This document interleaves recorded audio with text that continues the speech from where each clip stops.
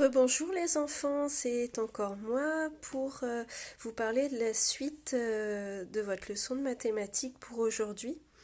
Alors, on retrouve bien nos deux personnages, l'écureuil ici et Pigby, les deux mêmes.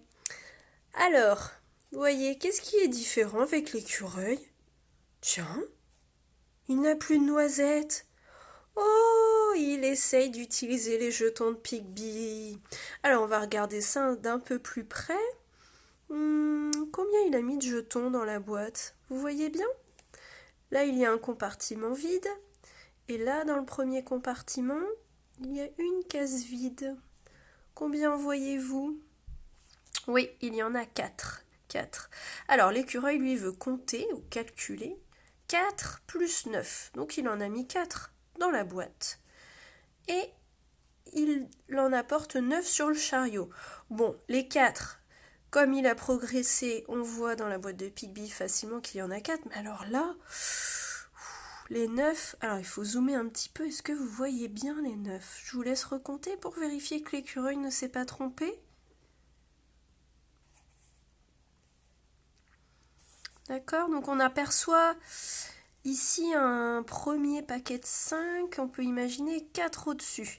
Mais il faut vraiment y regarder de près parce qu'ils sont tous entassés les uns sur les autres.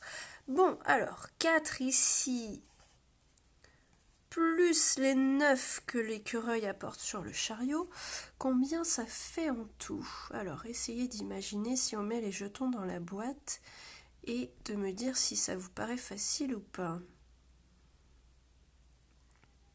Qu'est-ce que vous en pensez? Bon, c'est pas si facile que ça. On va aller voir ce que propose Pigby de l'autre côté.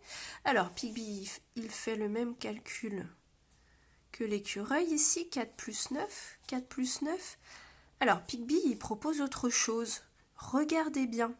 Est-ce qu'il a mis 4 jetons dans la boîte comme l'écureuil? Non? Combien il en a mis dans la boîte? Regardez. Il y a une case vide ici. Un compartiment plein, 5 ici sous le couvercle et 4 là. 5 plus 4, il en a mis 9. Il a mis les 9 ici de la deuxième partie du calcul. Et sur le chariot, il en a mis combien?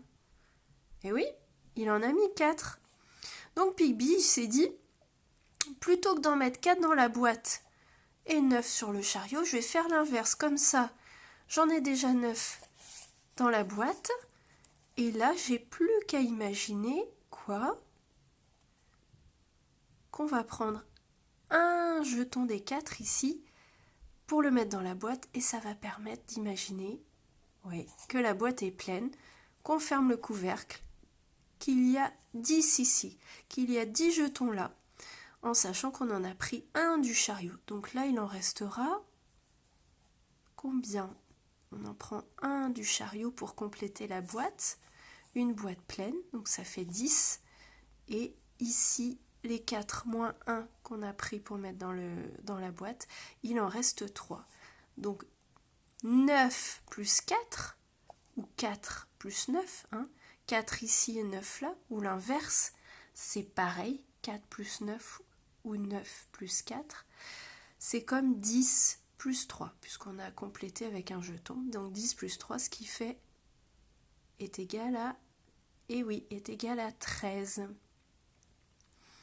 Voilà, alors ce qu'il faut retenir ici dans cette partie, dans cet exercice, c'est que lorsque dans un calcul on a un petit nombre et un plus grand nombre, il est plus facile d'imaginer le plus grand nombre de jetons dans la boîte pour ensuite compléter la boîte avec les jetons apportés sur le chariot, et c'est plus facile lorsqu'il y a moins de jetons sur le chariot que ici quand l'écureuil mettait un grand nombre de jetons sur le chariot.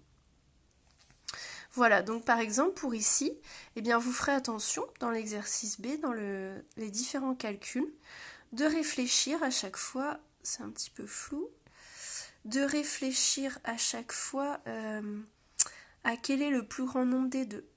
Zut, je vais réussir. 3 plus 9, quel est le plus grand nombre? Est-ce que c'est 3 qui est plus grand? Est-ce que c'est 9? Quel nombre de jetons je vais imaginer dans la boîte? J'imagine le plus grand nombre de jetons entre 3 et 9. Et le plus petit nombre de jetons sur le chariot.